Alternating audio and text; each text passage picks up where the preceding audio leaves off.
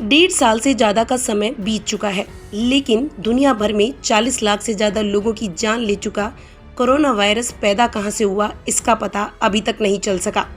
Virus Wuhan की lab से leak हुआ या जानवरों से इंसानों में प्राकृतिक रूप से पहुंचा, इस बारे में अभी तक कुछ स्पष्ट नहीं। वैज्ञानिकों का कहना है कि इस बारे में अब तक कुछ स्पष्ट नहीं हो सका है। हमें इसके लिए और अध्ययन और साक्ष्यों की जरूरत है। फिलहाल दोनों विषयों, प्रयोगशाला और जानवरों से उत्पत्ति को ध्यान में रखते हुए आगे बढ़ने की जरूरत है।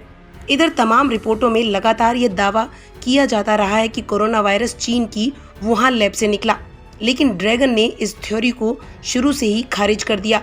अब ड्रैगन ने एक बड़ा बयान दिया है। चीन ने लैब थ्योरी की जांच को न सिर्फ कॉमन सेंस का अपमान बताया है, बल्कि उसने इसे विज्ञान के प्रति अहंकारी रवैया भी करार दिया है। दरअसल WHO ने हाल ही में कोरोना की उत्पत्ति का पता लगाने के लिए दूसरे चरण की अंतर्राष्ट्रीय जांच की बात की है। WHO ने यह भी कहा है कि इस बार चीन की लैबों की जांच की जानी चाहिए।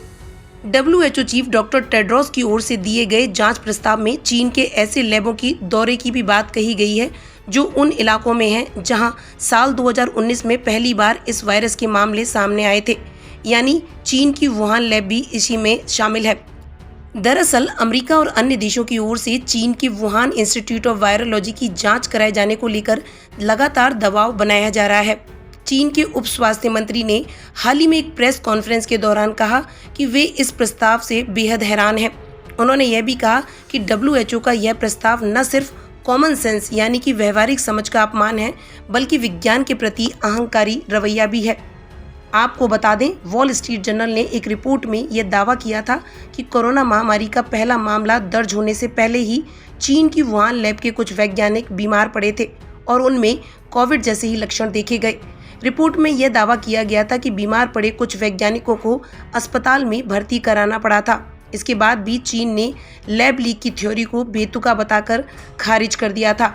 आपको बताते चलें कि WHO प्रमुख डॉक्टर टेड्रोस ने हाल ही में चीन को लेकर यह बयान भी दिया था कि रॉ डेटा की कमी की वजह से जांच बाधित हो रही है।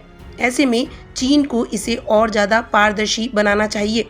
एक प्रेस कॉन्फ्रेंस के दौरान टेड्रोस ने कहा, हम चीन से कोरोना वायरस से संबंधित पारदर्शी जांच में सहयोग का आग्रह करते हैं।